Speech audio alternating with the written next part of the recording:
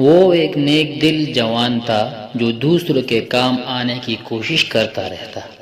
ایک بار ایک بوڑھا شخص کسی مصیبت میں تھا۔ جوان نے اس کی مدد کی اور اس کی پریشانی ختم کی۔ کچھ عرصے بعد جوان ایسے جرم کی پاداش میں گرفتار ہو گیا جس کی سزا موت تھی۔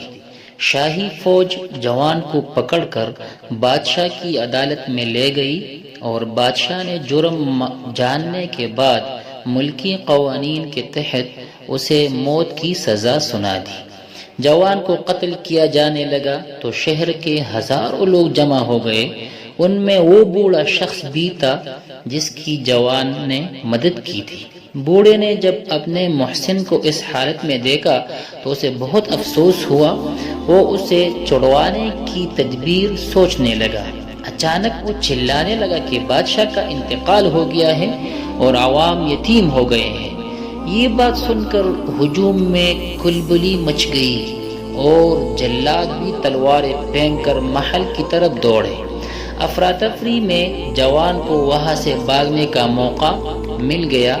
بادشاہ کی موت کی خبر جھوٹی تھی۔ کچھ دیر بعد شاہی فوج نے بوڑھے کو گرفتار کر کے بادشاہ کی عدالت میں پیش کیا۔ بادشاہ نے بوڑھے سے پوچھا کہ تم نے یہ حرکت کیوں کی؟ لوگ جانتے ہیں کہ ہم انصاف کے تقاضے پورے کرتے ہیں، پھر تو نے ہماری موت کی آرزو کیوں کی؟ بوڑھے نے جواب دیا، آپ نے جس جوان کو قتل کرنے کا حکم تھا اس نے میرے ساتھ نیکی کی تھی، اسی وجہ سے میں نے اس کی جان بچانے کی کوشش کی اور یہ افواہ پھیلائی۔ بادشاہ بھی رحم دل تھا اور اس بات کی اہمیت سمجھ گیا اور بوڑھے کو معاف کر کے اسے رہا کرنے کا حکم دے دیا۔ فرار ہونے کے بعد جوان سے کسی نے پوچھا کہ تم کیسے بچ نکلے؟ اس نے جواب دیا، میری ایک معمولی نیکی نے مجھے موت کے منہ سے بچا لیا۔ ہم اسباب کی دنیا میں رہتے ہیں۔ یہاں ہم دوسروں کی جو کچھ دیتے ہیں بدلے میں وہی ملتا ہے۔ قرآن کریم میں ارشاد ہے کہ اللہ تعالیٰ نیکی کرنے والوں کا اجر ضائع نہیں فرماتا۔ نیکی کرنے والے کو آخرت کا اجر تو ملتا ہی ہے، اس کے ساتھ ساتھ دنیا میں بھی اسے بہترین نتائج ملنا شروع ہو جاتے ہیں۔ جس کے ساتھ نیکی کی جاتی ہے وہ اس کا احسان مند بن جاتا ہے۔